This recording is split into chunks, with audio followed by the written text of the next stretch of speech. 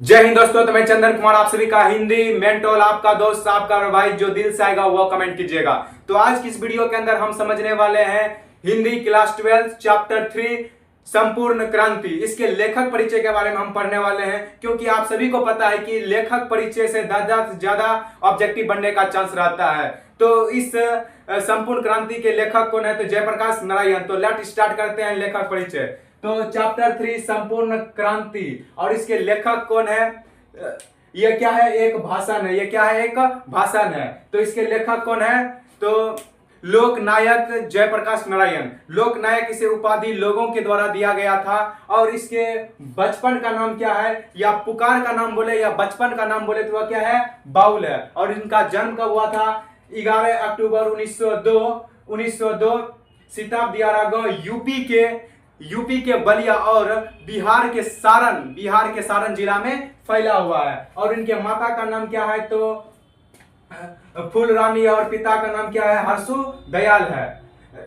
हर्षु दयाल। पत्नी का नाम क्या है? तो प्रभावती देवी। याद रखिएगा दोस्तों, पटना में एक बहुत बड़ा हॉस्पिटल है जय प्रभा मेदांता के नाम से, और इनके पत्नी के नाम पर ही मेदांता हॉस्पिटल का नाम जय प्रभा मेदांता रखा गया है। और यह क्या है? गांधीवादी ब्रज किशोर की पुत्री है।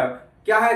इनके पिता कौन थे? गांधीवादी ब्रज किशोर प्रसाद की यह पुत्री है। इसकी पत्नी का नाम क्या बोलेंगे? यदि प्रश्न आ जाएगा क्या बोलेंगे हम? प्रभावती देवी है। और इसकी शिक्षा की बात करें तो प्रारंभिक शिक्षा घर पे हुए और पटना कॉलेजिएट में, और असहयोग आंदोलन के कारण पढ़ाई को अधूरा छोड़नी पड़ी। 1922 में शिक्षा प्राप्ति के लिए अमेरिका गए। और ये कब अमेरिका गए? तो 1922 में शिक्षा प्राप्त करने के लिए अमेरिका गए। कहा जाता है कि दोस्तों इन्होंने सोचे कि मतलब जो आंदोलन होता है उसका उतार चढ़ाव होते रहता है, सोचे इस बीच में क्यों ना हम अमेरिका जाकर कुछ पढ़ाई लिखाई कर ले। याद रखिएगा दोस्तों, यह कोई बड़े घराने से बिलोंग नहीं करते थे, यह एक मिडिल क्लास फैमिली से बिलोंग करते थे। और यह कहा भी जाता है कि यह जब अमेरिका गए थे तो वहां पर रेस्टोरेंट में बर्तन को मांजे, कैसे यह एक रूम में 2-3 सहपाठियों के साथ रहते थे।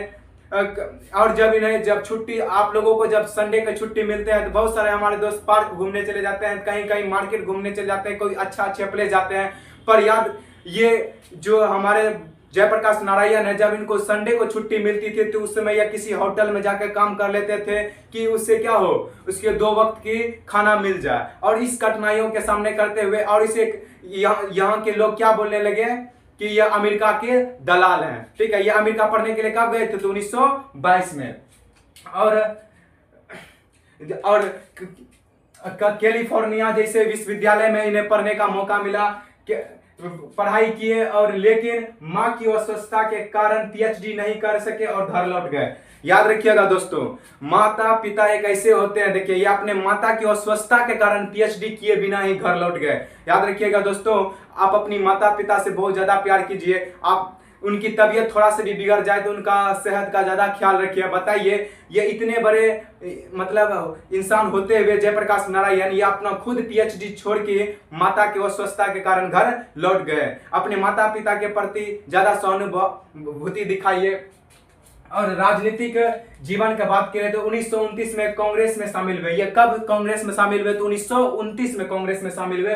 और 1932 में असहयोग आंदोलन के कारण जेल भी गए। और यह जेल कब गए? 1932 में।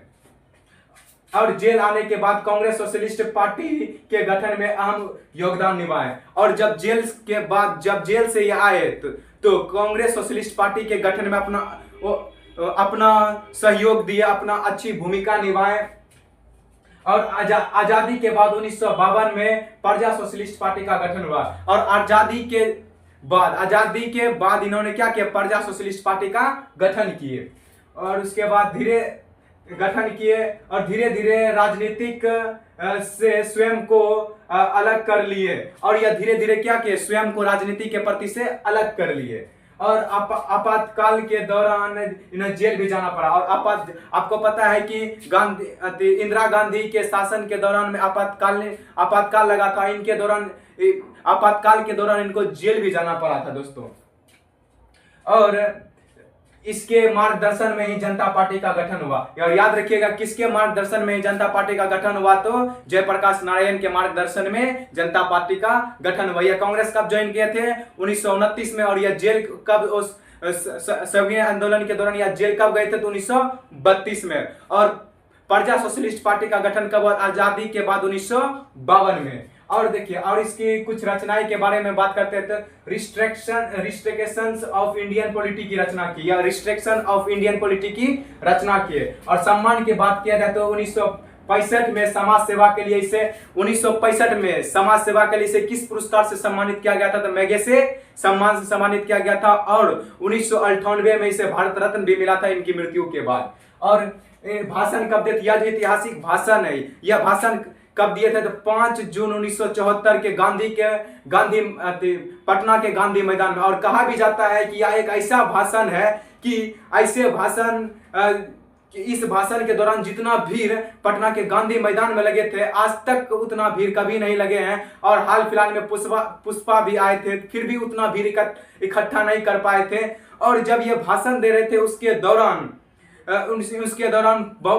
जो हमारे पुलिस प्रशासन है उन्हें बहुत सारे लोगों को आने से रोकते थे भी, फिर भी रोकने के बावजूद भी इतने सारे भीड़ उमड़े कि आज तक उतना भीड़ पटना के गांधी मैदान में कभी नहीं हुए। और लास्ट में इनकी मृत्यु कब हुई? तो 8 अक्टूबर 1979 को। जय हिंद दोस्तों। तो वीडियो अच्छा लगा तो लाइक कीजिएगा, चैनल को सब्सक्राइब कीजिएगा और एक प्यारा सा कमेंट कीजिएगा। जय हिंद, वंदे।